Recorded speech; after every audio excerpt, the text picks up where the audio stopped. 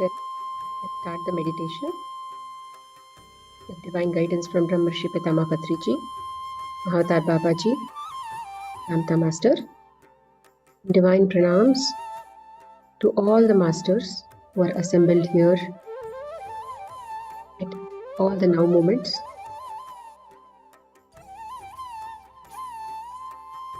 Please sit in a comfortable position. Cross your legs, clasp your hands.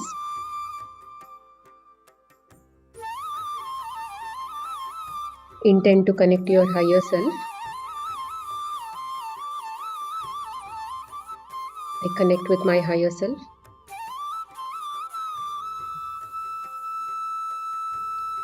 I am connecting with the energies of all the divine masters.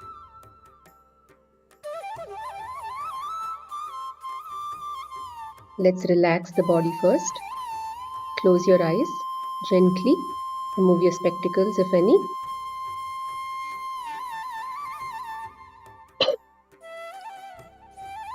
My forehead is relaxed.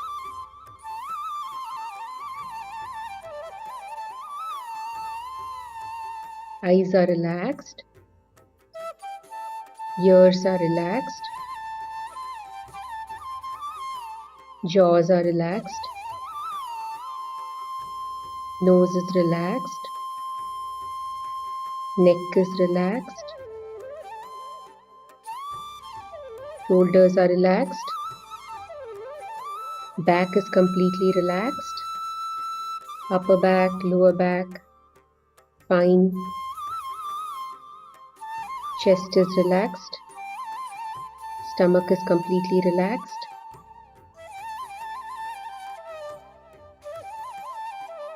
Hips are relaxed.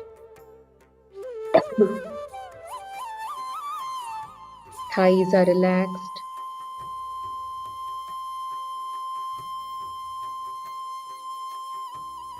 Knees are relaxed. Calf muscles are relaxed. Feet is relaxed.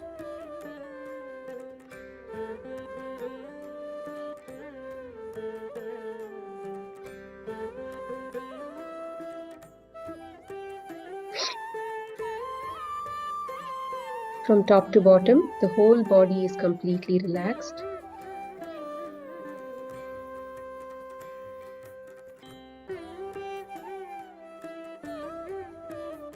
Head is relaxed. Shoulders are relaxed.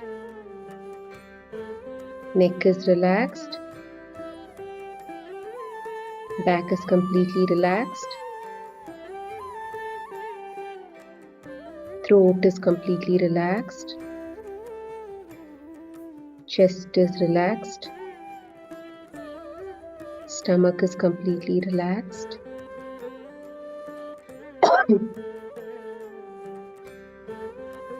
Hip region is relaxed.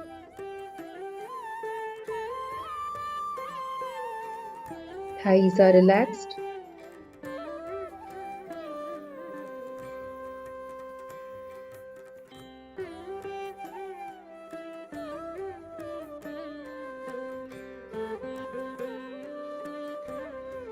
Calf muscles are relaxed. Knees are relaxed. Top to bottom, my whole body is fully relaxed and relaxed and relaxed.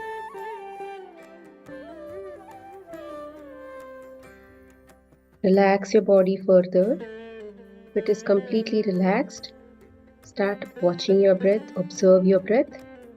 Simple in breath and out breath.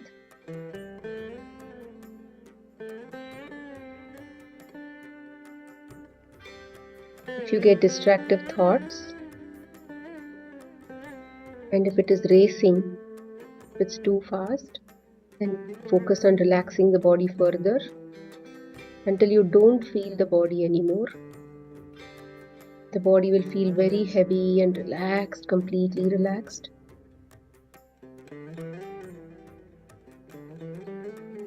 Once the body is relaxed, Anapanasati meditation becomes very easy.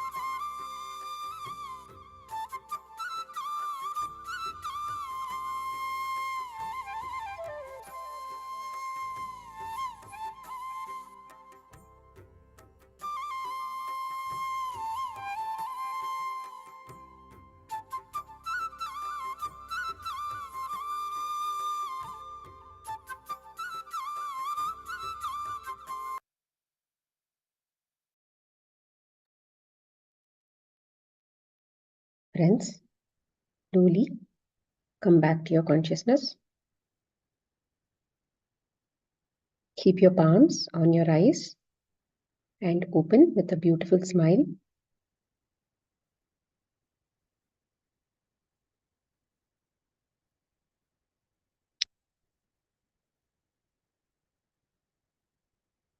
Hello, welcome to day 31 of Divine Design. Today,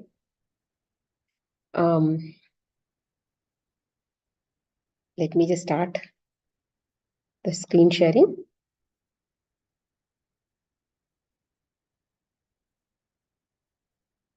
Yeah, I was wondering, where is Sangeeta? She just joined. Good, good. Okay, so today we are starting chapter 13. So far, what happened was Earth's experiment happened, right? Earth's experiment started, and then they started in the fifth dimension space. They had created a human body, they created everything, and then they started in the fifth dimension.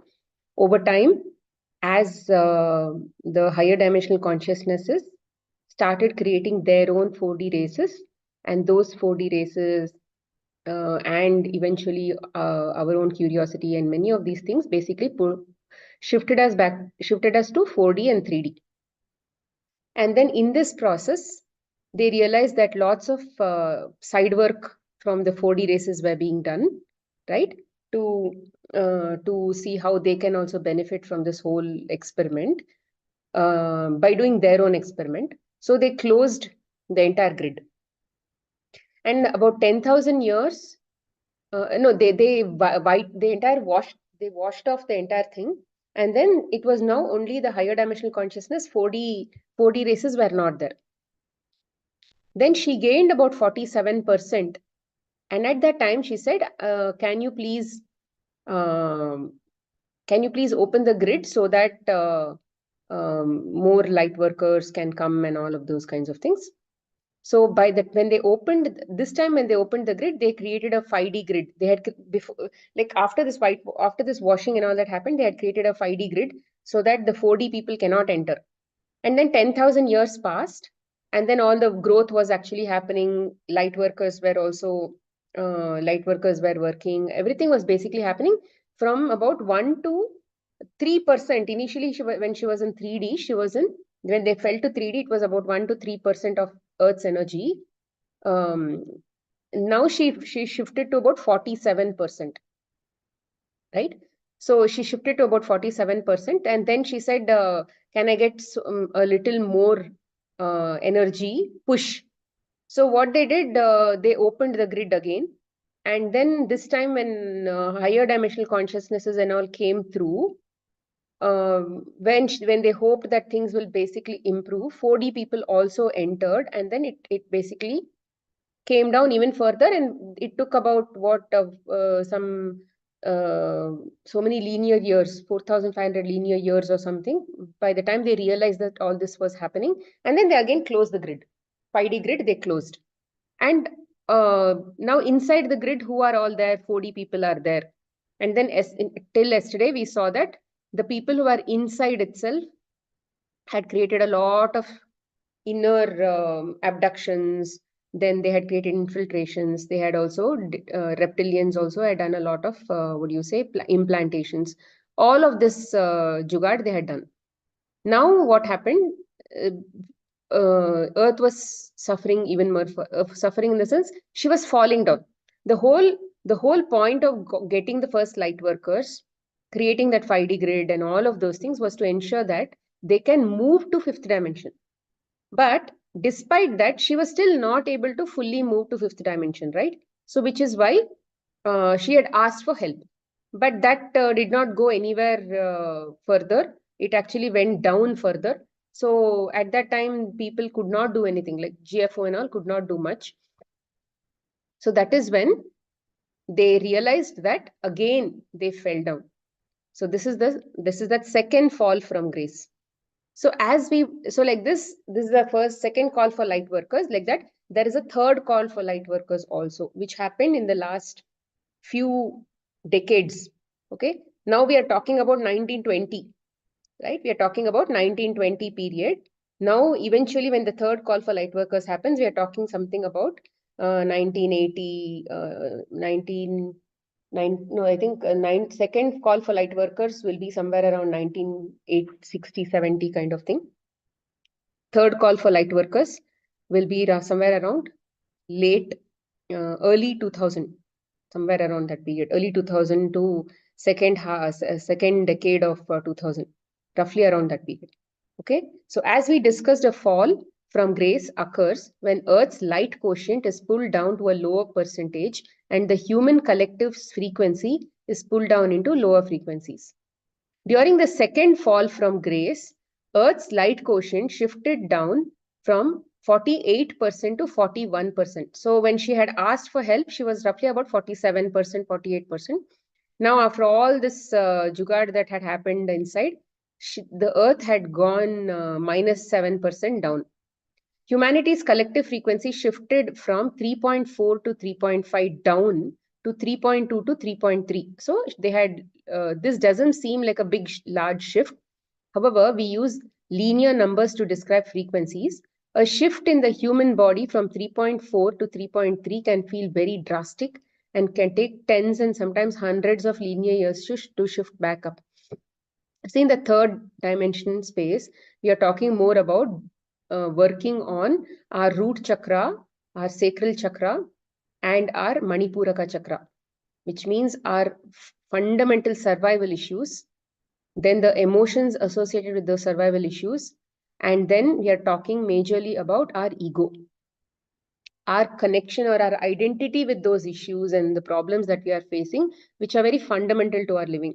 And we have all spent a lot of thousands of hundreds of years literally on those three chakras. So this is all majorly third dimensional space. Okay, so that is what they're saying, because a lot of implantations and many things were actually done, right? So in that sense, we believed what was happening in front of us. And even if somebody gave you knowledge, that knowledge would not go in, right? You have to be at a certain frequency to even absorb something from your light energy field, and that you'll have to take it inside and then apply that knowledge to your day-to-day life. And when things are seeming very, very complex in your reality, duality is Maya is like literally heavy, then application of that also becomes very confusing. Right? So knowledge, the fundamental knowledge has to be very strong, right? The knowledge has to be very strong for you to be able to apply. That foundation of knowledge should be very strong. And it will take let's say many years for that to build that knowledge itself, right? We wouldn't have got, let's say, Bhagavad Gita in one life, and then we would have, we heard Bhagavad Gita, we just we went and applied Bhagavad Gita. It doesn't work like that at all. We have to keep hearing it. And every time that higher knowledge enters, some lower knowledge will shift out. And when that shifts out, that higher knowledge should basically get established inside as a belief system. So how does that establish inside? When you make a habit of using that new knowledge in your day-to-day life. Then what will happen? The old habits will get replaced by the process of you using the new habits from this new knowledge. And it will take time. It is not like you will just flush everything and then it doesn't work like that. Okay, it needs to get embodied inside you in your emotional body, in your mental body. Everywhere shifts have to happen. And in your physical body, if there is any energy blocks in your chakras, all that has to get cleaned up. Then your organs, everything. So basically, at a whole systemic level, everything has to align every time when you basically get a new knowledge and go through all of these kinds of things. Okay, so we think, it's just jumping from one number to another number, but they say that it takes a lot of time to go, because each of these shiftings means that there's a huge chain of reactions that are happening inside, and then you are now getting adjusted to those reactions. The second fall began around 4,500 years ago when we opened the 5D grid and 4D races entered. It lasted until around 1920. As we have stated previous chapters, As soon as we opened the grid and recognized the 4D races entering onto the earth plane, we closed it. Once it was closed, the 4D beings were stuck within the 5D grid. They were unable to vibrate out of this 5D grid due to the experiencing themselves in the 4D frequencies. Shortly after closing the grid, the HD, the higher dimensional beings were aware of the potential energetic destruction that the beginning of the earth plane, that was beginning on the earth plane, and made the choice to pull out and assist from off the earth plane. I think that also we heard, right? So many people who had come, they knew that things will go down further. So if we are here, we may not be able to do much of work. They pulled out from that. Typically, they said that they were in these zones and they were calling people. They were sending out energetic signals, pyramids. So many things happened at that time, right? So here, many of those things were pulled out.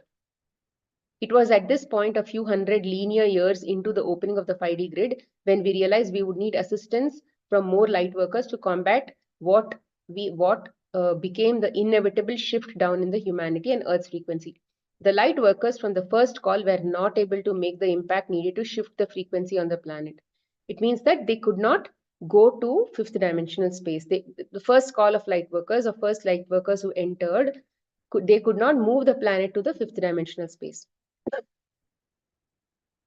We had to send out a second call for light workers. When we sent out a second call approximately 4,500 years ago, all light workers answering this call incarnated with the sole intention of combating the 4D beings we were having on Earth and humanity's frequency quietly as possible. So the second call for light workers were only focused on rather creating the energy shift, building more energy, which the 4D beings were impacting. To that extent, they wanted to bring a lot more impact. During the second call, the Earth was holding 47% of her light quotient. This was significantly higher than the first call 10,000 years ago, when she was holding 1 to 5% of her potential light. See, when the first call of when first time when she fell, she was holding only 1 to 5%. Then later on, because of the light workers and all that work that was happening, they went to 47%. And which is a very good thing, in my opinion, which is a very good jump. Humanity was also holding much more light in their bodies during the second call. This allowed the higher dimensional consciousnesses incarnating into the human form to bring in a higher percentage of their light. The higher the light quotient a consciousness can bring into their incarnation, the higher the probability of remembering who they are and accessing their blueprint. So the people who came in during the second call had a potential of remembering who they are and staying connected to their higher self. The unique role of the second call of light workers. We knew that all the light workers during the second call could and would hold the blueprints that would activate early in their life, allowing their mission to have the highest impact. The light workers in the second call were very unique. They had potential to be in the higher states of consciousness from the moment they incarnated into human forms. Many were able to hold 5D consciousnesses throughout their entire human journey. They would align and connect to their higher self, I am present, and guides early in their human journey. Many of these light workers would actively and consciously work with the higher dimensional beings to fulfill their blueprint. Their work made a powerful impact on Earth and humanity in a very short period of time. They incarnated knowing they were in human physical form, connected to their blueprint, and held in higher states of consciousnesses. They were very powerful light workers, and to this day are very well known by many of you as ascended masters. Most of these ascended masters that the human collective is aware of incarnated into the human forms during the second call. These masters include Jesus, Saint Germain, Mother Mary, Mary Magdalene, Kuan Yin, Kuthumi, Babaji, Buddha, Merlin, and so many more. Although in your history you are only aware of perhaps a handful of these humans, there were thousands of masters walking on the earth plane at this time. They incarnated with the intention of either holding the 5D consciousnesses in that form or evolving into 5D consciousnesses while in the 3D body itself. So they incarnated with the intention of either holding the 5D consciousnesses in their body itself their form, or evolving into 5D consciousness from a 3D body. So that was either of their plan. They played significant roles in teaching the human how to hold higher states of consciousnesses and how to awaken to their multidimensional potential. Many of these masters incarnated multiple times, while some chose to incarnate only once. The light workers were incarnating into a chaotic moment on earth. They were holding higher frequencies than the collective of humanity, but it was still challenging to be a light worker. They were walking through some of the most destructive times we had ever seen on the planet, from as far back as 4,500 years ago to as recently as 80 years ago. The light workers from the first call and the second call were working diligently to combat the powerful impact of 4D beings were having on the Earth's quotient. So it has been a long period when the second call for light workers actually came, and they did a lot of work on Earth for many hundreds of years. During this time, the Earth's light quotient moved from 48%. So during this time, the Earth's light quotient moved from 48% to down to 41%. It was holding steady around 41%, but the tactics and programs of the 4D beings were growing more complex. Although the light workers were able to slow down and decrease in the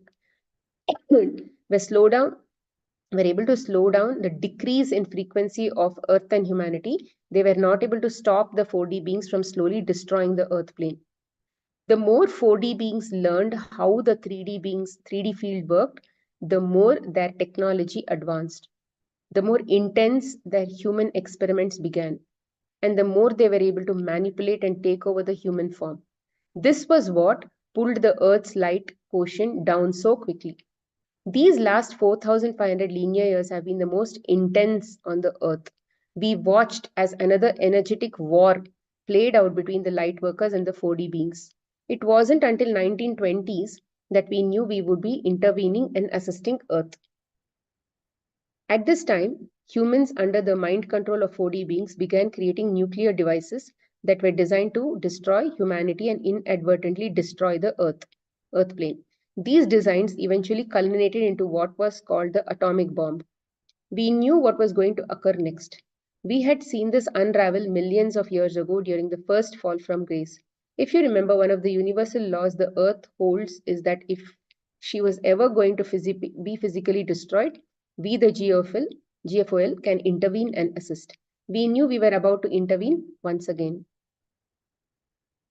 Chapter 14, Clearing the Earth. It was around this linear year of 1920 that we began to prepare for three things. We intended to energetically clear the 4D beings from the Earth plane.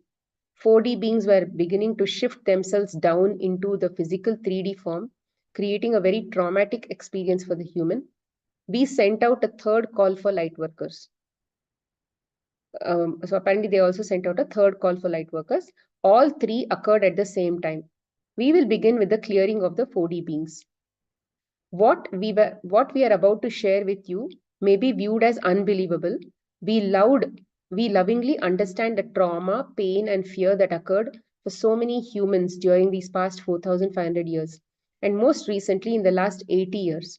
Many humans are still tied to the experience that existed during this time, and we understand and acknowledge the beliefs created from these experiences.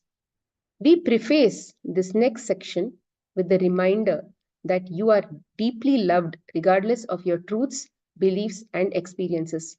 We honor and respect each of you for taking the courage it takes to be in your human form. We ask that you feel the energy of our words and always follow your own resonance. When the human and most importantly, the 4D beings began to experiment with nuclear bombs with the intention of using them in a destructive manner, there was a high probability that Earth could be physically destroyed. We knew at this moment in Earth's history, we had to intervene. We would need to clear out the cause of this destruction, which stemmed from the 4D beings. Although it was humans who created the bombs, it was the 4D races that were controlling and navigating the potential destruction of the humanity and Earth. It was not necessary to clear the entire Earth plane as we did 15,000 years ago. that was unraveling was not as complicated. The humans and Earth were not shifting down into lower dimensional fields. They were remaining in 3D field. However, there was a timeline humanity was moving down that would eventually physically destroy the Earth. We simply needed to clear the 4D races and beings off the planet to shift that timeline for Earth. Okay, so far, any questions so far? All okay? If you have a question, then raise your hand. We'll see. The process. What process? Yeah, how did they do it? We cleared the 4D beings energetically. You can imagine it like an energetic vacuum pulling the 4D beings out of the 4D portal, off the Earth plane, and out of the 5D grid. We would do this in 4 steps. Connect to the 4D beings' energetic field. Create a bubble of light around their form. Increase the light within the bubble, which would increase their frequency. Pull the bubble of light and their form out of the 5D grid and back into their 4D field within the 12D grid, which means there is a 5D grid like this. Okay, they sucked them out and put them outside that 5D grid. Okay, there is a 4th dimensional space even outside that 5D grid, right? So they put them outside that grid. Yeah, Nidhi?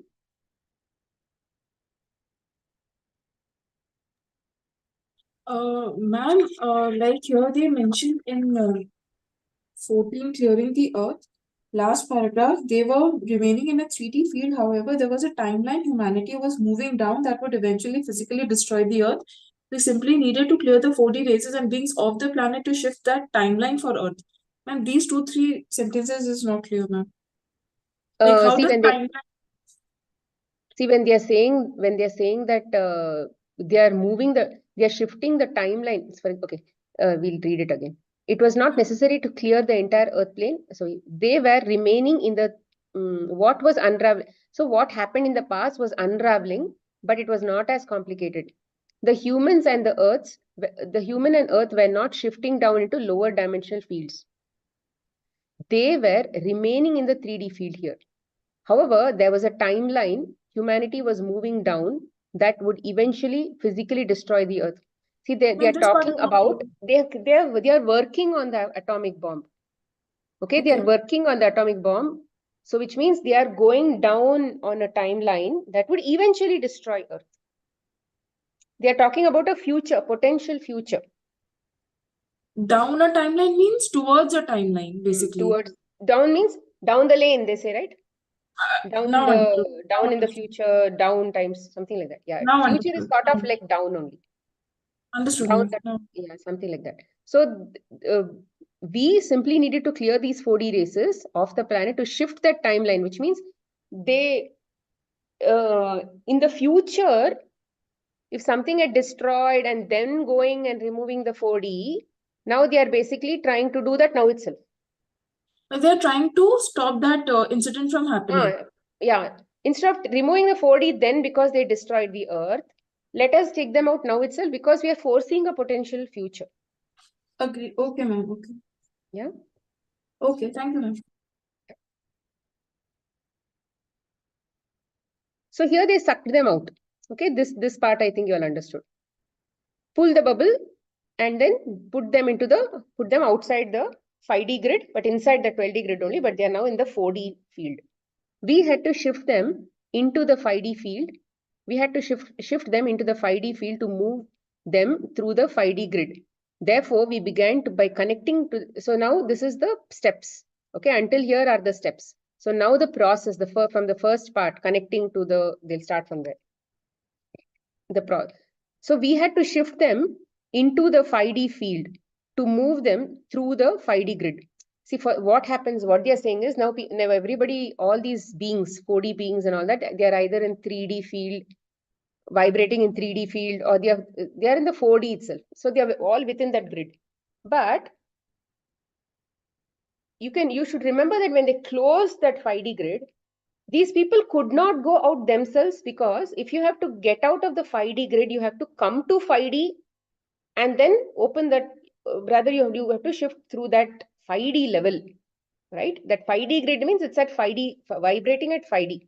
So these people cannot be brought back just like that. They have to first be increased in frequency, right? Otherwise, what will happen? They'll be short-circuited. They'll be killed. Whatever will happen to them. So that was not the intention. The intention was to ensure that they are safely removed out. So how do they safely remove out? They'll have to first connect them to a 5D. They have to move them to the 5D field, okay, frequency, to remove them out of the 5D grid. Therefore, we began by connecting to the 4D being's energetic field. Then we encased them into a bubble of light. Once we encased them, we increased their frequency into a 5D field in order to move them off the grid. Imagine they connected like a vacuum pump inside their energetic field like this, and then pushed 5D frequency inside that, and then it became like it's a big bubble. And now this entire bubble is full of 5D frequency, and those 4D beings are inside this. Basically, they moved to 5D frequency, and then they literally sucked them out of the 5D grid. Once pulled out of the 5D grid, they would find themselves back in the 4D field outside, because once the bubble goes off, they will be back by themselves. Once pulled out of the 5D grid, they would find themselves back in the 4D field outside the Earth plane within the 12D grid. This is the same 4D field that they were in thousands of years ago after the first fall from grace. Once we pulled out the 4D races out of the 5D grid, they could no longer impact the human in the same palpable and the physical way. Remember, as 4D beings, they were unable to access any dimensional field higher than 4th. They would have had to vibrate at that field or higher to access it. See, when they spoke about 5D races and 6D races, at that frequency, they are not going to create harm like the way 4D people are doing. Okay, they still went and crossbred, and many of these things happened, but they did not. They created hybrids between themselves at a 5D, 6D level, but they did not harm the people. Okay, they did not create harm. But here in 4D, what happens? Their frequency itself is off, which is why there is a big problem. They would have to vibrate. Remember, the 4D beings, they are unable to access any dimensional field higher than the 4th. They would have had to vibrate.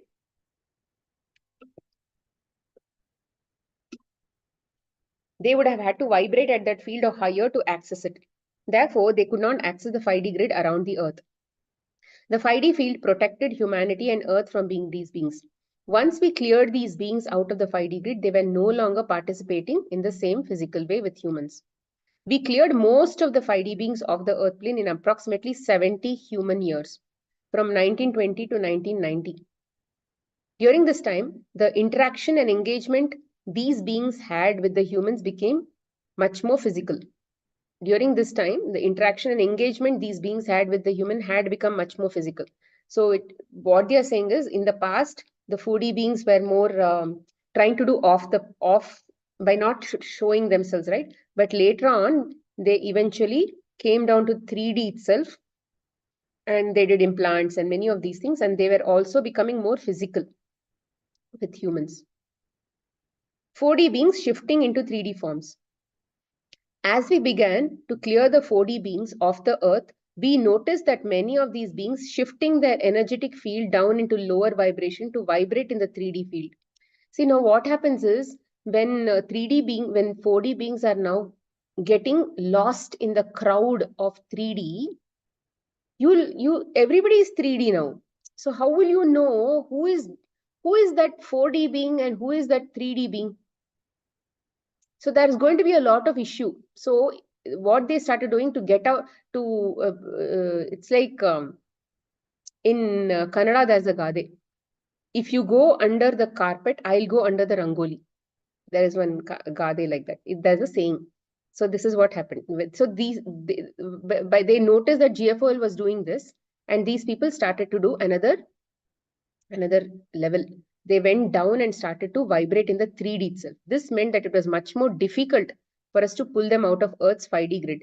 See, to make a 4D guy vibrate to a 5D and pull them out was relatively easy then taking a 3D guide to vibrate in a 5D and then pulling them out, because that is going to be a lot of energy that is going to come into a 3D person, a 3D body. That would be a lot of issue, right? That kind of a double shift is going to be a big issue. So that was difficult. In addition, they would be seen by the 3D human beings because their forms were now vibrating in the 3D field. The way in which these beings shifted themselves into 3D field was by intentionally slowing down the spin of their energy within their form. As we've explained, the slower energy spins, the denser the form becomes. Beings would slow their frequency down into the 3D field and find themselves in the 3D physical form. So now they started to show themselves in 3D physical forms because they wanted to escape being in the 4D level. Because everybody in the 4D level were just being vacuumed out. It is much more challenging for us to pull a dense 3D form out of the 5D grid. It is not impossible, but it takes a bit longer as we have to shift the dense physical form out of 2-dimensional fields. There is more energetic resistance from the being when they are in the 3D form. Imagine throwing a 60-pound rock compared to a 10-pound rock. The heavier rock is denser and it is harder to throw. The lighter rock is less dense and easier to throw. This is like pulling a 4D being or a 3D being out of the 5D grid. There is less resistance with higher frequency being. So when the resistance is more, which is density is more, then resistance is also more. So that means it's very difficult to pull them out.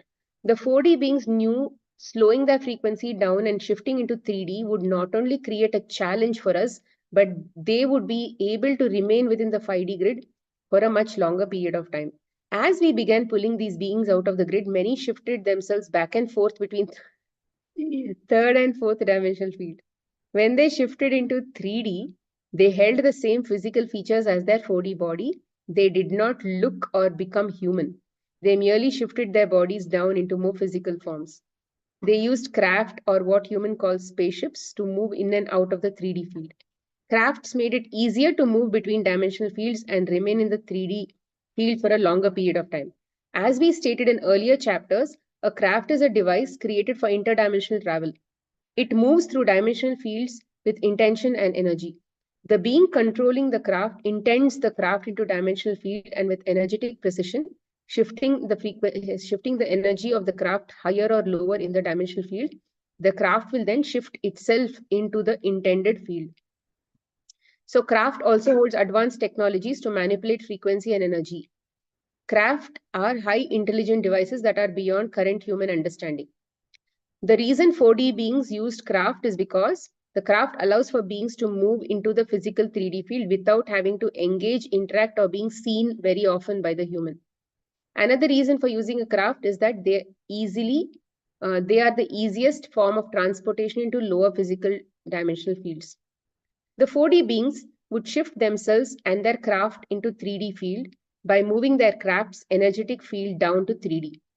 They could then be seen by the human. However, these beings were very careful and creative when manipulating and traversing the 3D field. They knew how to vibrate along a frequency that was low enough to be in the 3D field, but high enough to be still out of sight by most humans. Imagine, if you will, seeing a light that disappears and then appears again as if it is playing tricks on you. That is how these beings traversed the 3D field. They would appear and yet not appear. It could be seen and yet not be seen. We want to make it clear that these beings weren't physically walking among the humans during this time. They weren't flying their physical craft among the aeroplanes. It was much more subtle. Although they were in the 3D field and more physical in nature, they were able to disguise themselves by constantly moving in and out of the 3D. They were essentially playing chase with us, like a game of interdimensional hide and seek. They would appear in one dimension, which is 3D, and disappear, and then appear in another 4D. This is like very fun. Physical contact with humans. Around the 1950s, the experience between the humans and the 4D beings shifted drastically. We began pulling the 4D beings off the earth while they were interdimensionally traveling. They could no longer hide from us. The response from the 4D beings was to remain within the 3D field for a longer period of time. The longer they were in 3D, the more physical in nature they became and the harder it was to pull them out. Once they started moving into 3D field for longer periods of time, several things began to occur. The most prevalent consequence is that humans were beginning to encounter these beings in ways they had never before. They began seeing these beings more often in their bedrooms and during their abductions. The 4D beings started performing all experiments and programs in the lower frequencies while in the 4D portal. They were holding themselves in the lower frequencies and they shifted the rooms where the experiments and programs were being held down into low 4D, which is high 3D, somewhere around 3.5 to 4. This made it more challenging for us to remove them, and even more detrimental was the impact it had on the human beings. Humans began to remember these abductions and experiments in ways they had never in the past. The beings were now in a low 4D or high 3D, making them more physical. The human body was also in a low 4D or high 3D. This allowed the human to wake up during the experiment more easily. The closer the human body is to their original frequency, the easier it is for them to wake up. Which means in their dream state, they used to be in the past. But now, because those people were also in the similar frequencies, they were not able to hold that in the dream state. For instance, if a human is vibrating at 3.5 and the being shifted their body to a 4.5, the body is now holding a significantly higher frequency. The human will have a harder time waking when it is put to that frequency. If a human body is vibrating at 3.5 and then the being shifts their body to 3.9 frequency, the human is much closer to their original state of frequency. The probability of waking up at that frequency increases. Humans were becoming more aware of the 4D beings. They were seeing them in their bedrooms and in their operating rooms, and they were even hearing them speak. Most humans kept this to themselves, but as the linear years progressed, these beings and their programs began to come out. Another consequence of the 4D beings holding themselves in the 3D field for a long period of time is that some humans began to see crafts in the sky. It was inevitable that the crafts would be seen by the humans. They had no choice. If they wanted to avoid us and continue with their experiments and programs, the crafts were eventually going to be seen. What we didn't expect were the crafts that accidentally crashed onto the earth. The more the beings held themselves and their crafts in the 3D field, the higher the probability of the crash. This was rare, but it did occur.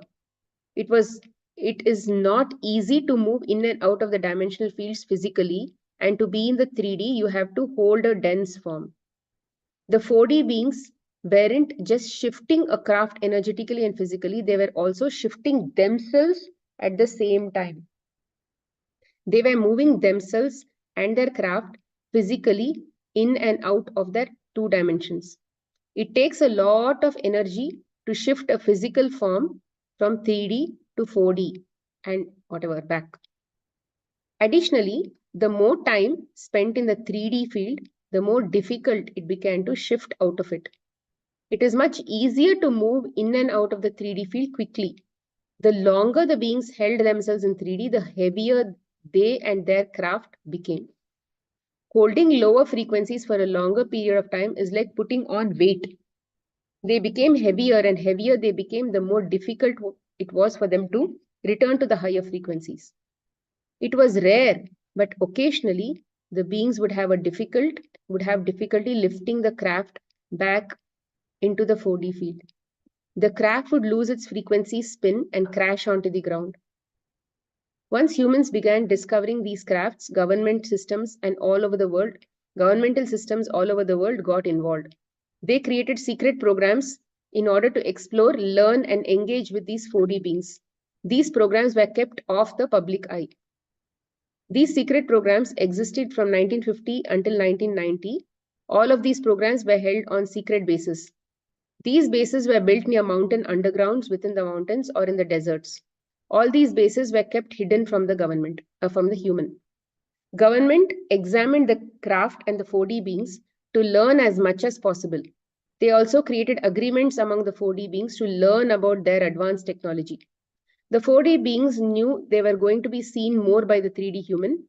They were forced to be more physical and in the 3D field because we were pulling them out of the grid at this time. They knew it would be much easier if they worked with the human beings.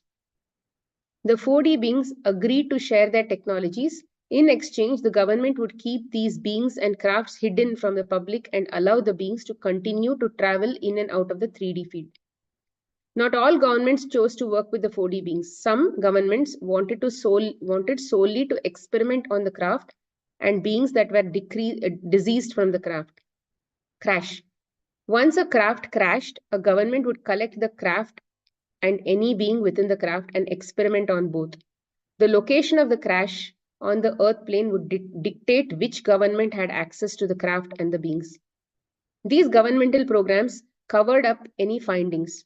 They made the human believe any craft seen in the sky was designed by the government. Humans were misled, controlled, and programmed into believing that these beings never existed. The less the humans knew, the easier it was for the government programs to work on the 4D beings. The governments that were choosing to work with the 4D beings would physically engage with them.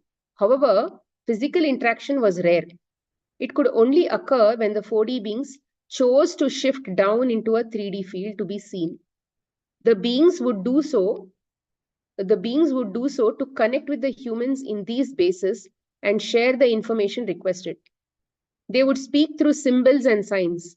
Each visit only lasted for a few minutes to an hour. The 4D beings did not like holding themselves in the same field as the 3D humans. There was a very little trust between the two groups. It was during these exchanges that disagreements broke out between the beings and the humans. They occurred strictly within the underground bases.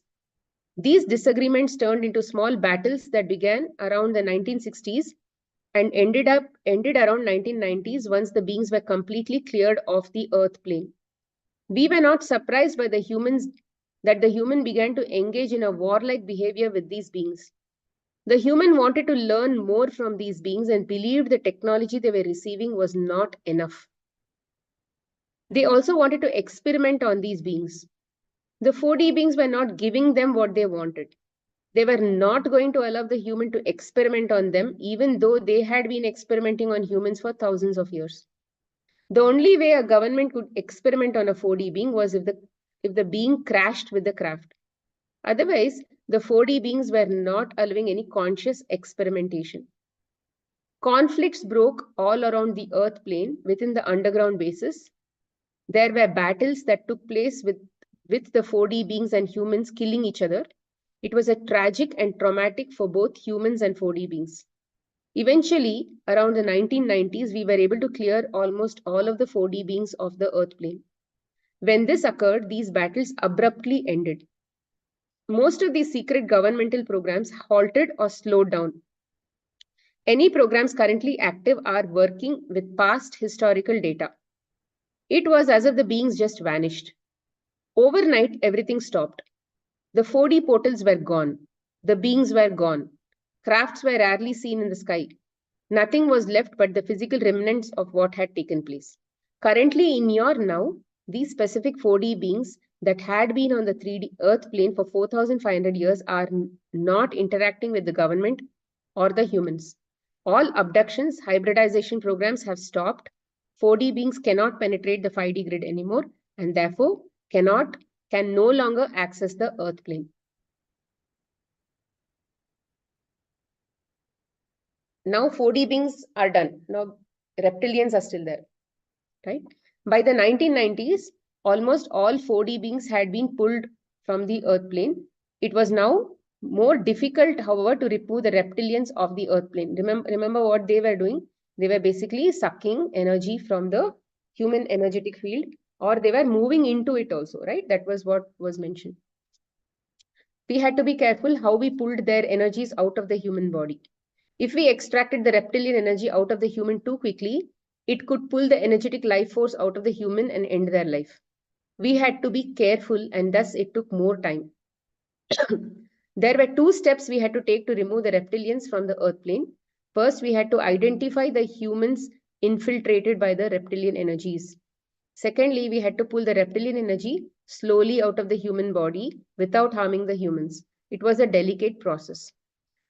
Most of the human forms that had been infiltrated by the reptilians had around 30 to 40% of the reptilian energy in their bodies. However, we had to be carefully pulling the energy out. We knew that we could do it. However, we noticed cases in which the reptilians had taken over much of the human form. Instead of the humans holding 30% of the reptilian energy, they were holding 70% of reptilian energy. This created a larger hazard for us. The humans with 70% of their body holding a reptilian energy had a higher probability of being harmed when we pulled the reptilian energies out, which means they'll completely drop dead like a sack of rice. Of all the humans infiltrated by the reptilians, only around 10% were holding higher percentage of reptilian energy. We chose to leave those humans alone and focus on the humans holding 30-40% of reptilian energy. This meant the reptilian energies within the human body would remain in the body on the earth and impacting the human collective. So we knew, so here I'll just read this again. Of all the humans infiltrated by, about 10% were holding that 70% of that reptilian energy, which means they were more reptilian than human. We chose to leave these people alone. Okay, so but now they focused on humans holding 30-40% of reptilian energy.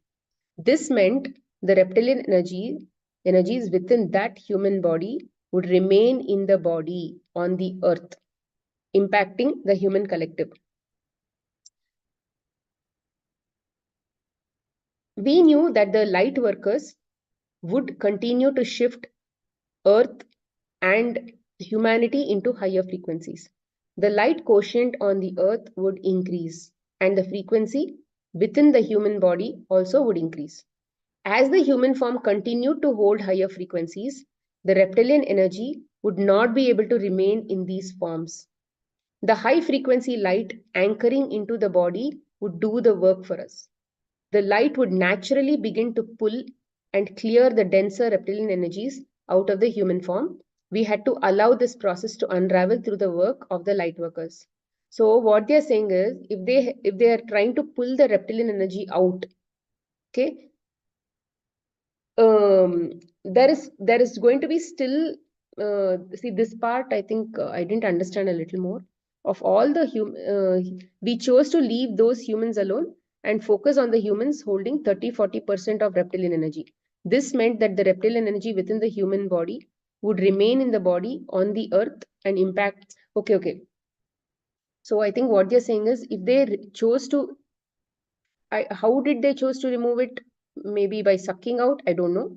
If they pulled it out, there is still some amount of reptilian energy which is still on earth. From the earth, they still haven't disappeared, right? Because a 10% of people are still there and all that. So there is still impact happening. So what they decided was, these reptilian energies are more prone to get out by themselves if the body increased in light by themselves. So then what will happen? Then the reptilian energies will automatically shift down. So they thought that it would be better if we wait for that process only to work through, which means the higher frequencies of light will anchor into the body and do the work for them. Which means earth see, when they sucked out people at a 4D level, it was from 4D to 5D. But now all these reptilians and humans and all are in 3D. So they cannot vacuum them outside. So, okay, this is not possible. So, but even if they remove that light out, let's say if those energies, when they remove that energy out, let's say, now where will that energy go? It will still be there in the 3D. It's still there here only. So that any 3D cannot be pulled out of the 5D grid. So they thought that it needs to automatically get out. It needs to automatically increase when the higher frequencies come in. That automatically has to improve, like that they thought, and then they had to allow this process to work. Now that was about reptilians. Now there are humanoids also, right? Remember what were humanoids? It was those crossbreeds. Another obstacle we ran into when clearing out the reptilians was the humanoids.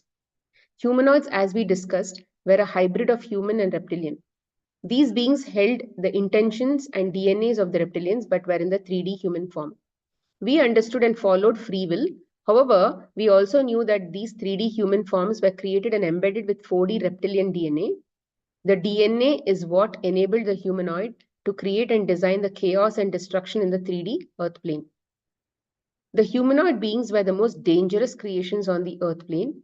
They were humans walking the earth plane, yet they held intentions of the reptilians through their DNA. They were different from the humans who had been infiltrated by the reptilian energy. So they were not human beings who had some percentage of reptilian energy with them.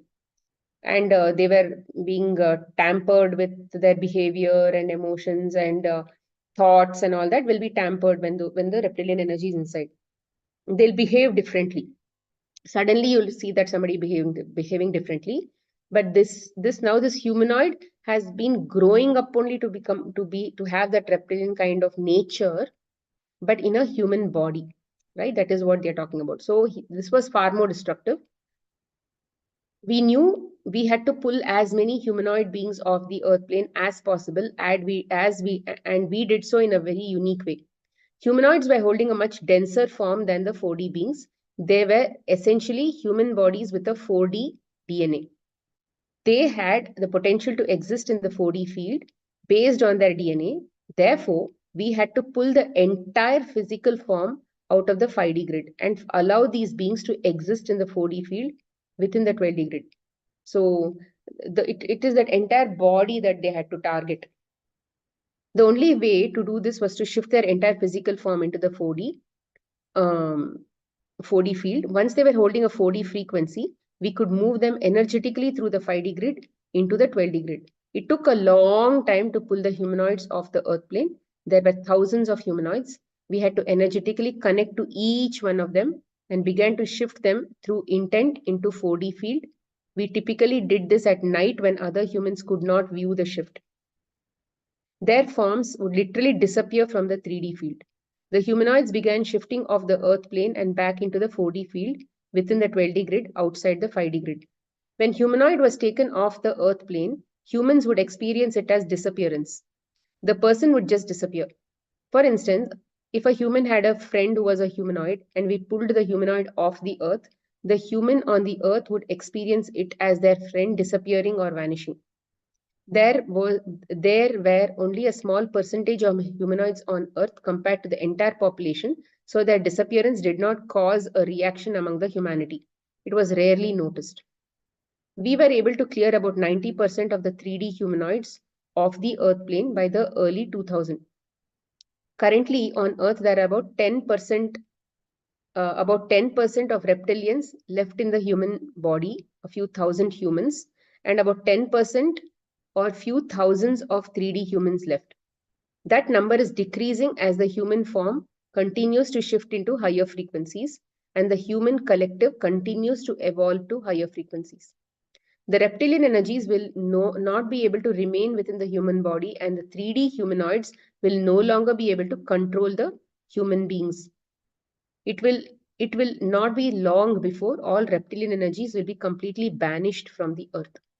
As of your now moment, the 4D beings are not entering the 5D grid and they are not continuing to perform any hybridization, abduction, or implantation programs. All of these programs have halted.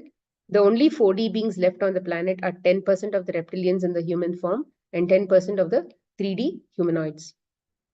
If a human currently on Earth plane had an implant in them, it has either been removed when the 4D being was taken off the planet, or the implant will naturally dissolve as the human form continues to hold higher frequencies. Either way, with the 4D being outside the 5D grid, the implant is not capable of being accessed. We understand that the human has many vivid and cellular memories of these beings and experiences. However, they are no longer interacting and engaging with the human in the same physical manner. It has been quiet on your Earth plane for over 15 years in your linear time. So roughly about until 2015. Engagement with the 4D races of the Earth plane. The 4D beings are unable to access the 5D grid energetically. The Earth is held in the 5D grid. Therefore, any interaction a human has with these 4D beings must be outside the 5D grid, thus off the Earth plane. The human is going to believe it is happening on the Earth plane only, because they are unconscious of how interaction works with these beings. Let us explain. Any current interaction a human has with a 4D being is done through free will and through etheric body. Most humans are unaware of how these two concepts work. Let's begin with the etheric body.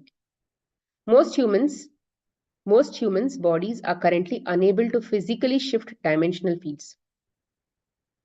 When we say physically shift dimensional fields, it is not like I can intend to change my frequency and go off to the 4D, and I can intend to change my frequency and come to 3D. Okay, that is not possible. Okay, we can only anchor. Okay, as of now, in the evolution process, at least most of us are in the process of anchoring, and going ahead.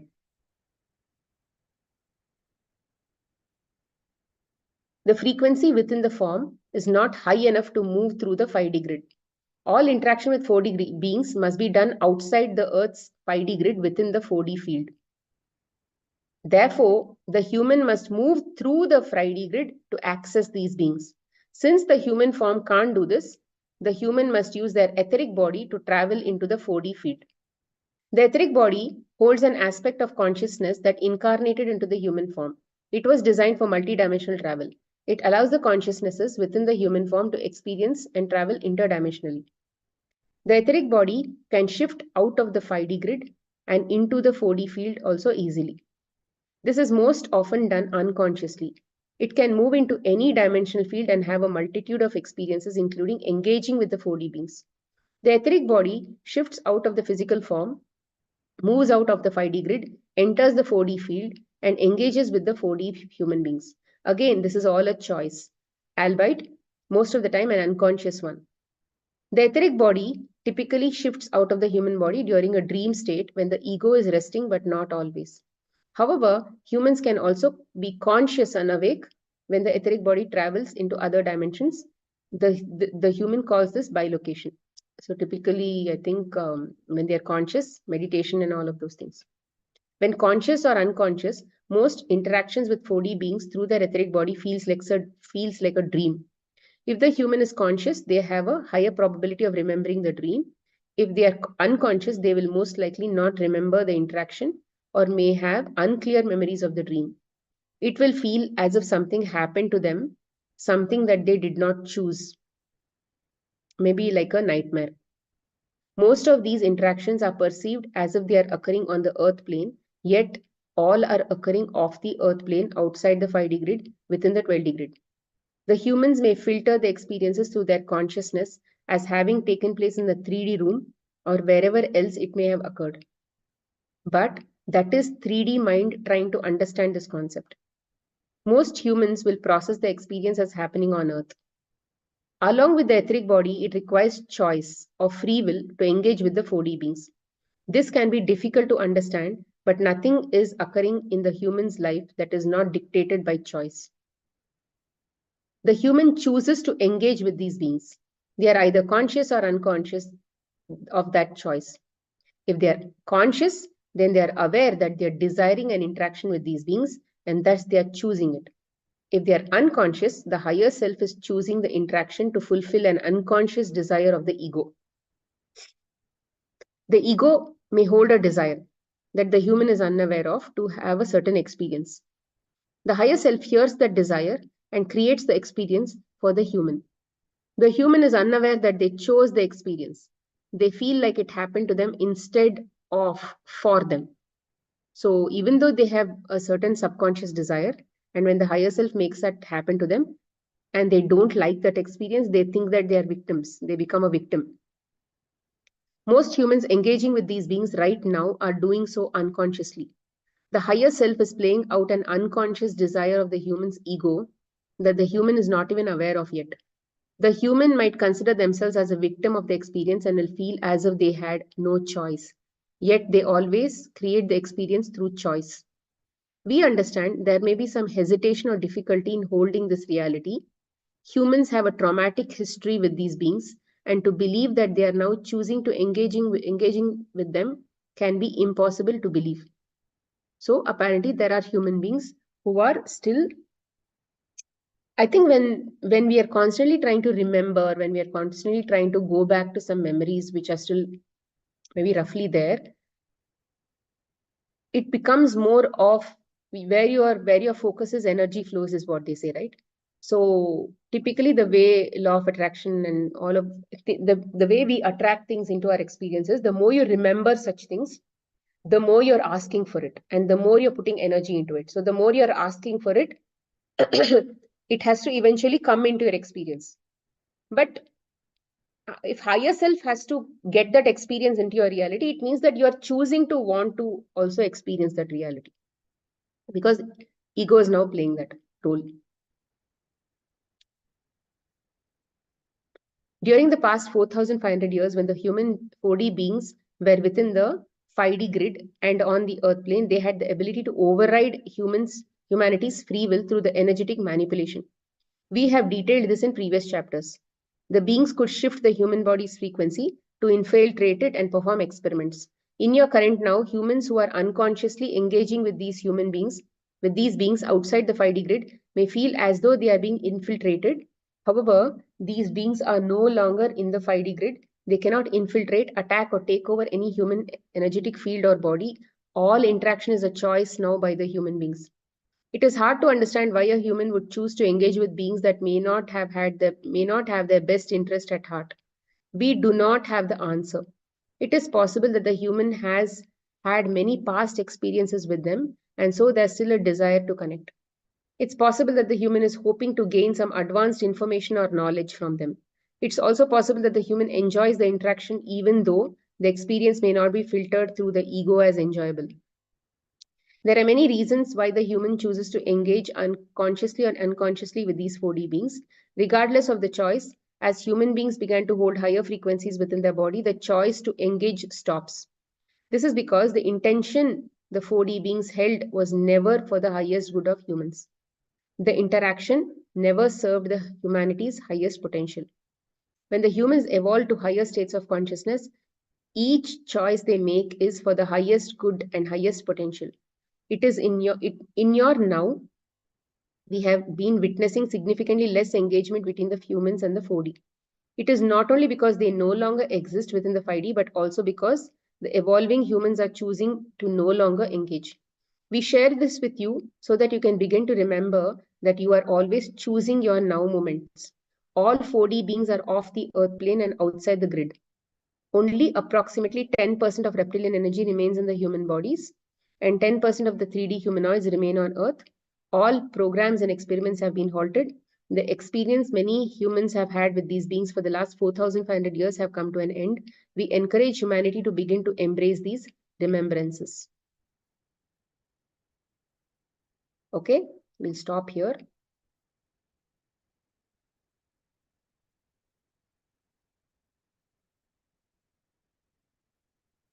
Yeah, Nidhi? Hello, ma'am, I just wanted to share something, ma'am. Yesterday, I was in Puri for this weekend, and yesterday I went to Mahasamadhi of Yukteswar Giriji, sir. Mm-hmm. Ma'am, I was spellbound. I mean, tears kept flowing.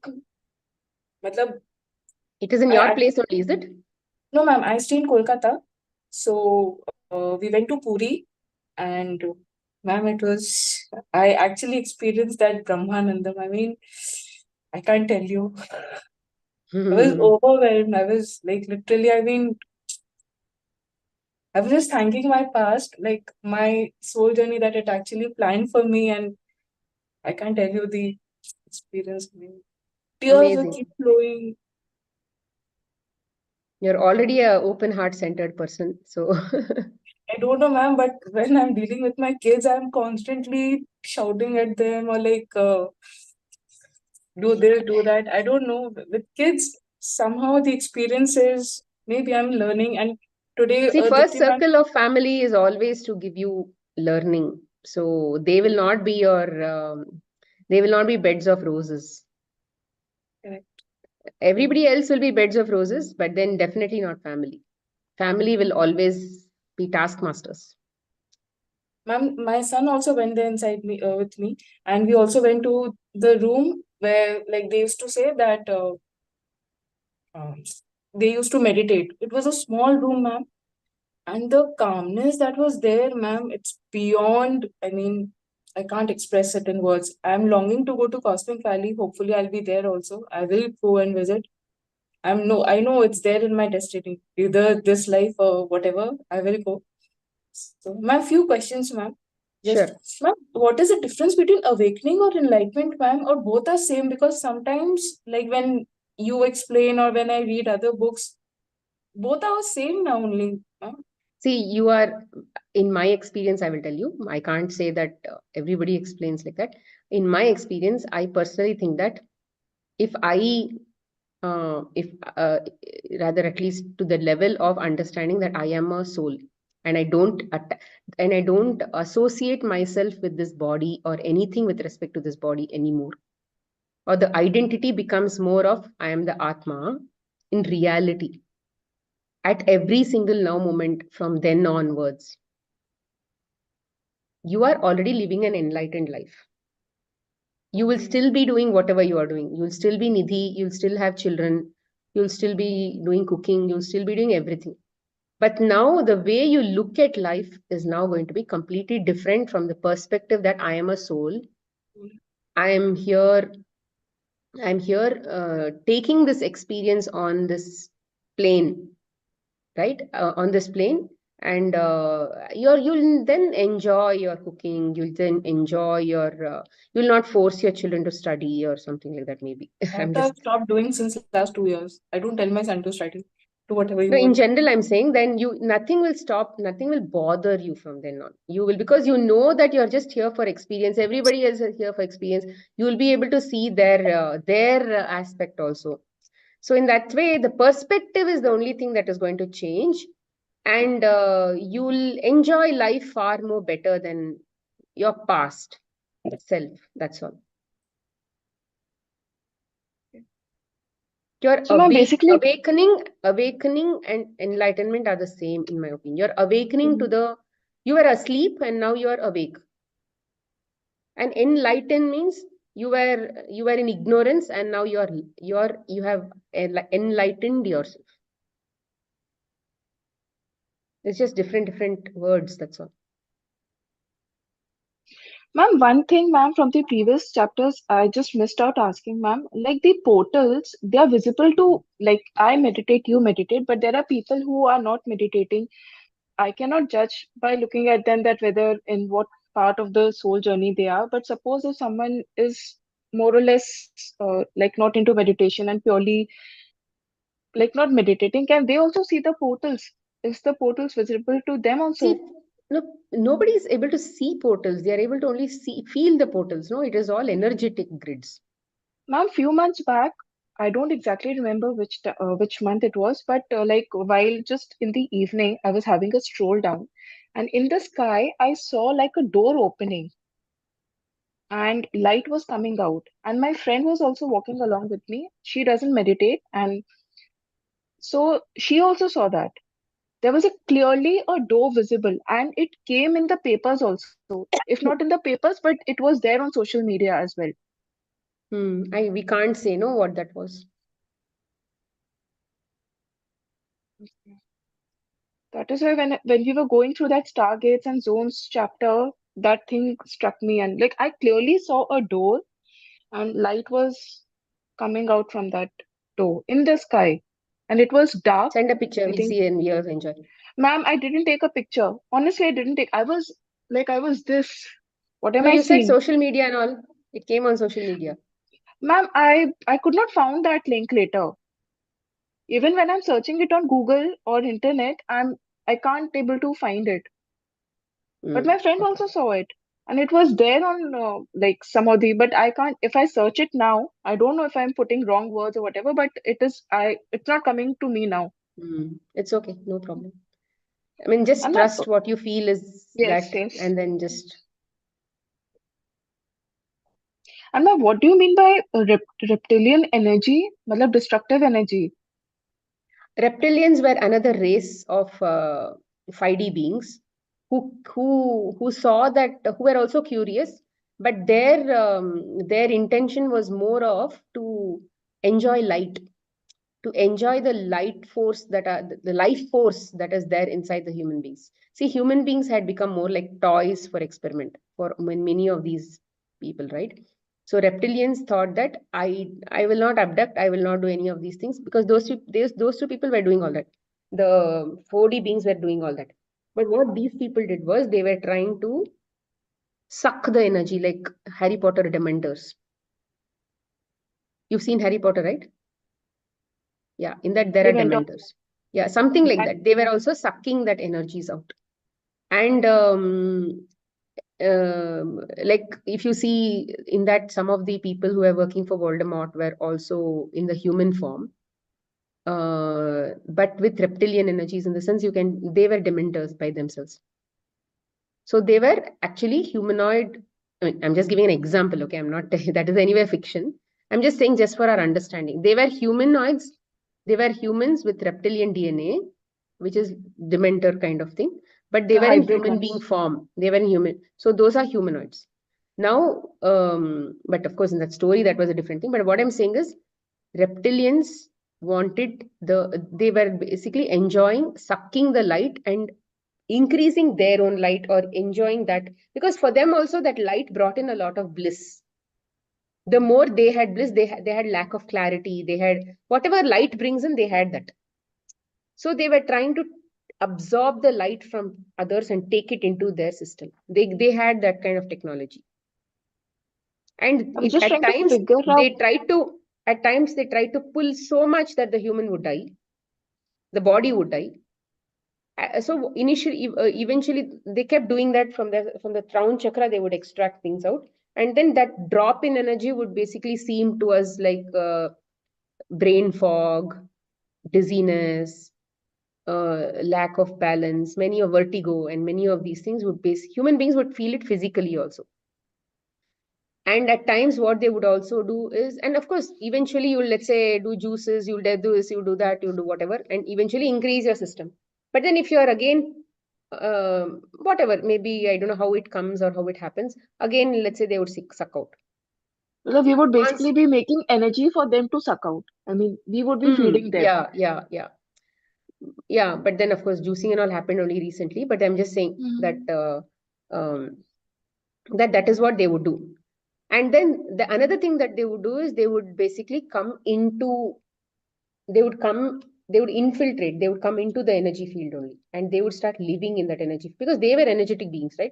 So they would come inside, and then the higher self, or rather the individualized self that is connected to the body, is now taking a back seat, because now there is another similar being who's now connected to the body, right? This one is also connected through the etheric layer. This one is also connected. Now, over a period, so this person is only dictating the whole thing about the human body. Like, he's only connecting to the human mind, and he's only operating and all of those things. Now, higher self also has no control. This person also, this also, individualized self also has no control. But over time, as the light workers started increasing and light started increasing into see what light workers do, they'll contribute light into the whole of the Earth's level. And sun is also there. All of these things put together, this human body's frequency started increasing, with or without that knowledge. Because Earth is now increasing, the human body's thing also started vibrating higher, because it's in it's in contact with vibrations that are higher in general. So because of that, this infiltration started reducing. Rather, this reptilian Reducing. energy could not stay here and then Stay do in that low human form. frequency work in a high frequency body. So what they're saying is, we could not pull all these reptilians out, but we hope that as the light workers did their work and energy increased on the planet, automatically They this would low themselves be frequency removed work out. will now get out. Get out. Understood. Yeah. And ma'am, like over here they are mentioning etheric travel. So does this mean astral travel only? Yeah. Yeah. See, what they're saying is, when people, just a minute, I connect this power cord.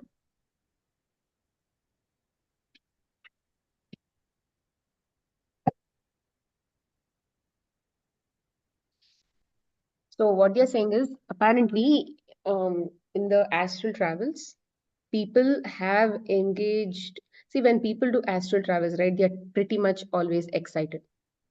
What happens in that astral travel, people don't care, but they are generally excited that they are going to places, they are meeting somebody or the other. Whether that somebody is like literally, let's say Babaji, or whoever they are meeting, it doesn't matter. But they are meeting somebody. Even if they are meeting somebody or whatever, let's say they are meeting 4D beings. And let's say if you have read books and all where you've told that let's say Pleiadians, Syrians, blah blah blah, all of those people are good and such things, then you meet the 4D beings who may not have who may not have the right intentions.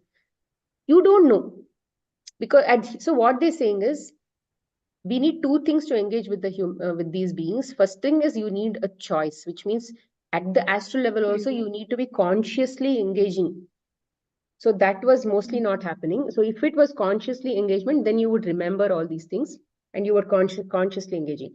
But there is also unconscious engagement that is happening when you're and because you're constantly having such a desire to connect with those beings again and again and again, the higher self had to force that experience to happen also. But GFOL says that I don't know why they wanted to continue to do this. We could not understand. But see, if you look at our pattern of thinking also, right, we know that there are so many bad memories or rather traumatic memories that we have from our past. But unless we have some education that we say, don't think about your past, stay in the present, think about, let's say, happy things, happy memory, whatever we give some gyan. So now the gyan is not there. There are so many people who think about their traumatic past and they constantly keep thinking about it. So which means you're putting energy there and that experience has to manifest for you again and again. And if you're constantly thinking about people on earth who have done something, let's say, traumatic to you, what they're saying is you're looking at it from a perspective of 3D. Even though it happened in the 4D level, you are seeing it you're imagining that it is happening in 3D because that is your level of thinking. So you'll think that it actually happened on earth. Now, let's say I was talking to some auntie, right? So that auntie said, I don't know why this happened. Even though I did not even want that property, my brothers called me and they did XYZ, all this rather bad treatment with me. Even if I'm just taking that example. Now she thinks it happened in the 3D plane. What if it actually happened with the 4D and then she doesn't know about it also? But she's constantly thinking. That's what they're saying. They're saying that people are consciously making a choice in the now moment to engage with those people. Means I want to making a choice means you're thinking about that. You're desiring that. When we think about something, we want that. We don't want, even that's what they said, right? Even though it was a trauma, we don't know why they're asking for the trauma, but they're asking. Don't we all do that? We do that even now. So that is why we like it may be one of the reasons why we get bad dreams or like. No, forget about dreams also. Even even let's say so you fought with somebody. Aren't you constantly thinking about that fighting? Even though you know that you don't engage in your past, all that gyan will give, but still at times we go in and keep thinking. It naturally the mind is so fidgety that it just goes off there. No? That is what the nature of the mind, the nature of the ego. The ego asks is what they said. The ego is asking for that experience. And if a dream is remembered, the dream is constantly remembered. No, many people come and talk about their dreams, nightmares, and such things, and they keep thinking about these nightmares. And so again and again, these nightmares happen. Many people say, right, since my childhood, I've been having this nightmare. This same dream, yeah. Yeah. So these are some things that are happening in such states, but they are unable to control it.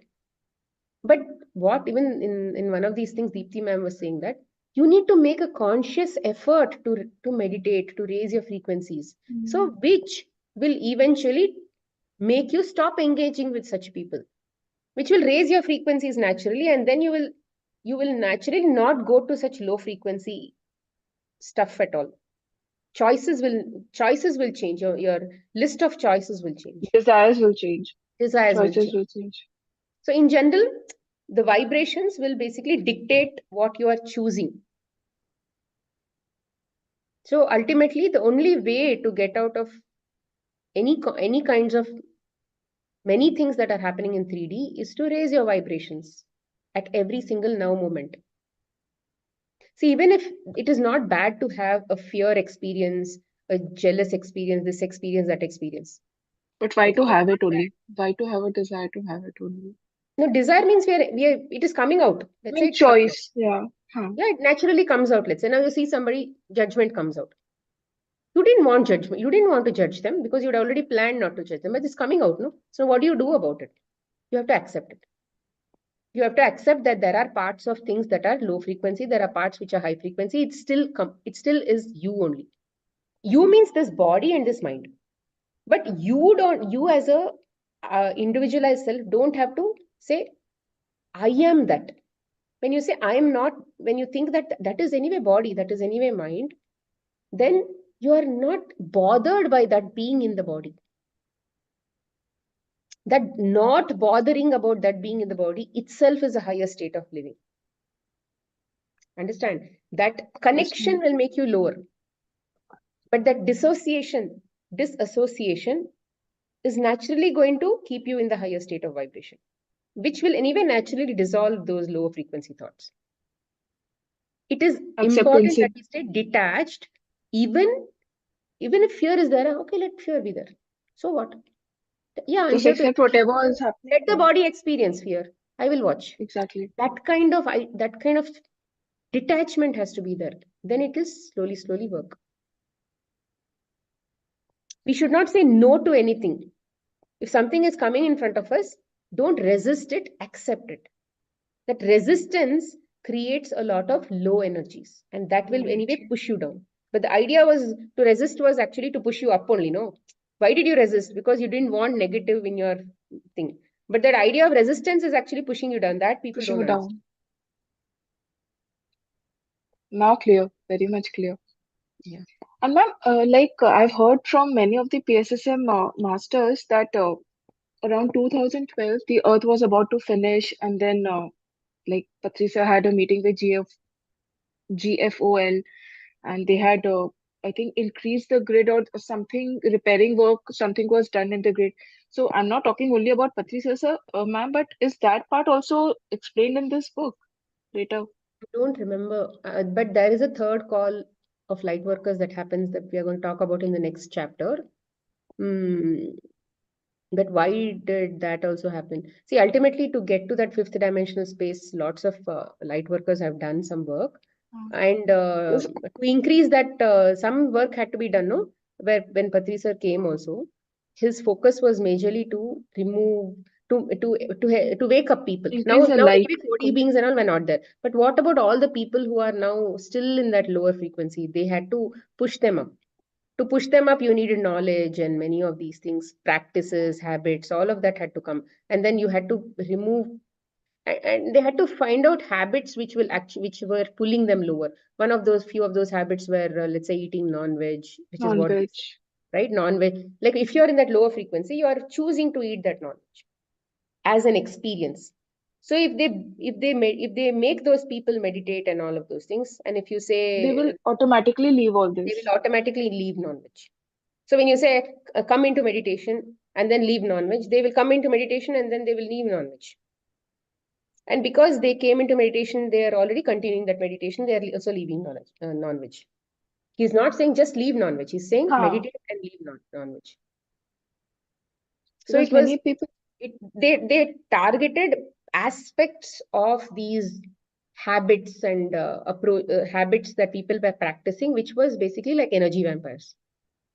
And they targeted some of these aspects, and the big beliefs. collection was probably non-veg and lack of meditation and all that, which I think Patriji handled at the time. Because they said like in 2012 the Earth will finish and everything, but then I've heard from some of the At PSSM that time, masters. I think at that time or something, she was mostly moving towards 5D, something like that. Mm. Thank you, ma'am. Thank you. Yeah. I mean, going through these chapters today, that Independence Day one Hollywood movie was constantly coming into my mind. Some aliens spaceship was fallen, and then aliens were coming out, and humans were fighting with them to gain independence. So all this was coming in my mind. Very Yeah. apt. I think if all these Hollywood movies are made after reading all these books only. Yeah, definitely. Yeah, Sangeeta, thank you. Thank you, Nidhi. Thank you, ma'am. No. Hi. So there was one thing that wasn't very clear. Higher self is choosing the interaction to fulfill an unconscious desire of the ego, and the ego may hold a desire that the human is unaware of. So how can an ego hold a desire when we say human is unaware, that means his mind doesn't know. Now, let's say I'll say I don't want to be angry with somebody. But am I not being angry with somebody? It comes off automatically. Why does that happen? I'm choosing not to be angry at somebody. But why is it that I'm still choosing to engage in a habit that I don't want to do? My conscious mind says don't do it. But still, am I not going and spontaneously doing it by impulse? Now, where is this impulse coming from? It is something that the ego choosed at a subconscious level. It has rather you've constantly chosen to act like that, and it has now become a program. But it has to be cleansed at a very deeper level. It can't be like done at a very superficial level. Yeah, it happened. Okay, fine, you did it by impulse. Now again, at that state, try to work yourself either through acceptance and so yeah, that was an impulse. It was just an aberration. It is just some elimination that is coming out. It was just the energy that had to come out. I will not associate myself and say, oh, I still have anger, or you, I still have anger. I don't want to feel. I don't want to feel like that. Now you're going to choose and say, you don't want to feed your ego anymore. So you will associate with the Atma, and then you'll say, I'll accept. Yes, there is all these aspects inside me. Okay. See, we should in this process of transformation, in this process of transitioning, we will encounter parts of ourselves that we don't like, that we may not want to, that we'll feel shameful of associating ourselves anymore. We don't want to connect with a parts of ourselves which we feel shameful, maybe now, right? Because we are now getting all this gyan and all of those things. Now we think that all being like this is more shameful, or for our level itself, we are shameful. But at that time, you can't be shameful like that. You need to accept that part, because acceptance is equal to cleansing. Acceptance and not wanting to, acceptance means you're just not trying to remove it. You're not trying to patch it up. You're not doing anything. You're just saying, yeah, it is there. It came out. The energy came out. Yeah, let it come out. That's it. The very fact that you used that energy means that it came out. But again, if you resist that energy, no, I think it was wrong, I should not have done it, all that, if you keep saying, it will still, again, that whatever was that cloud was coming out, basically, will again go back inside. You need to stay with that and say, it's okay, fine. Yeah, chalo, it's okay, chill. It's okay. It's a part of me. Yeah, I can't help it. Yeah, I do have some shameful pasts. Or I do have some parts which I may not like it now. But yeah, they are there. Let it be there. Let it be there means whatever next time, and you're not trying to overreact about it. You should stop that overreacting to such things which you see in yourself. When it came out, yeah, some energy came out. Next time it comes out, it'll be less than the previous one, because you're not overreacting. You're not making it a big deal. Don't make a big deal of something that you don't recognize yourself inside you anymore. Let it be. As it keeps coming out, that big dealness will reduce. And ego, usually there's a desire of things that we already know about. If normal human 3D human doesn't know about 4D beings, how does this desire even come up in his ego that he wants to connect with one? Ego is at a mind level. And your conscious mind doesn't know so many. Or do you remember anything that the ego did or your ego chose to do when you were maybe in first standard, second standard, and all that? No, then how will you remember now? How will you choose to act on that now? It all has happened. It is all those imprints are all there inside you. Okay. It will behave like that only. Some inner child, all that, yeah, or inner child issues, all that are there, no? Because of all that happened at that time. It chose to be a victim at that time. And now again that human body is still choosing to be a victim. Suddenly you will go think, yeah, in fourth standard, some of the bullies were basically hurting me, and that's why I was feeling victimized. Today you feel like more empowered, but still that feeling victimized aspects is still there. This is again because of the ego only. Okay. So slowly we need to learn and say, okay, there are so many complicated aspects in this whole mind, body, subconscious, conscious, all that gyan. I really don't want to even get there, but all I know is I am an observer and I'm not connecting myself with anything. Let the body, mind, combination, whatever, let it be, whatever it is. I'm just going to be okay with any package that is there. Human body is evolving. I will be chill, I will be calm. Let any experience keep coming. Let the body keep dealing with anything. I will just watch. Because higher self is working directly with the body. I am the middleman. I mean, I know it's easy to say like that. In a practical level, it is slightly confusing. But at least if we sort of keep remembering that I am not the one who's acting, HS is doing all the work, body is doing all the work, I am just the observer, let me just sit and watch.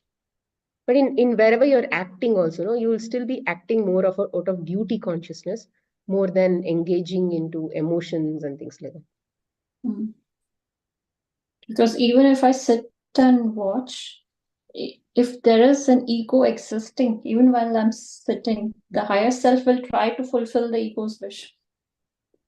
Yeah, let it continue to keep fulfilling it. Over time, that will get over. As you're higher conscious, as you get to higher consciousness, over time, you will only not, those lower ones will dissolve by itself. That is the process of evolving, no? You'll eventually let go of all those lower things. Okay. Yeah, we'll have to wait for all that to happen. Now the question from today morning. So I thought of it a little more. Maybe it is true that Swarglok has duality. That's why we say so many good things about it, that you get this, you get that. And whatever good we talk about, there has to be something opposite. See, it's like this. There is a higher lok and there is a higher astral world and the lower astral world. The more good karma points you earn, you will eventually enjoy many of those karma points before you even come on earth. But though as soon as those points get extinguished, you will have to come back to incarnate on earth again to finish off the karma points, because it is still not, balance is not zero. You had a higher positive balance. That higher positive balance you enjoyed in a luxurious Swargalok, higher astral world, and then you have to now come back to remove to maybe make it zero, because rather you've made a zero balance there, but there is still some negative balance. So because positive was more high, you were there. But now if negative is more high, you will go to the lower astral world. There you'll probably get knowledge or maybe whatever you'll get there, and then that is where you deserve. But then you still have to come back. So either you're in the up or down, you still have to reincarnate again and again and again, they say. So these up and down astral worlds, they are dealing with duality, good and bad. So they have, so the idea of Yeah, they being in exactly. 4D. Actually in all of these astral worlds, it is more of a mimic of the earth plane only. It is mimicking the earth plane. You think you are used. See why they say that it is like hell and all that is because there, though, the manifestations are immediate. You don't have a body, but now let's say you have a habit of thinking about fearful thoughts. As you will still have fearful thoughts when you go there also, but then it will manifest right in front of you. That is what in the book they say, right? In your book they say, journey book they say. Now let's say you go to that dimension, in whatever dimension you are, and if you think about something or if you think about somebody, they will appear to you the way they are in your head. Mm. They may actually not be like that. They'll appear to you what you have in your head. If you see them as old people or something, they'll come to you as old people. If you have a young picture in your head, they'll come to you as young.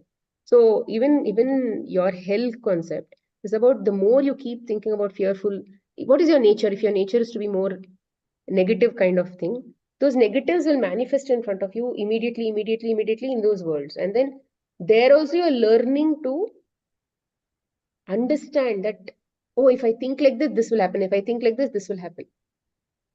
The consequences are immediate. So there also you're learning to some extent, and over time you're coming here and then practicing. So all of these things are mostly still a educational world, but without body, with body. But yeah, these are still, again, I don't know. I did not think too much of whether they were in the 4D or something like that. Maybe they are.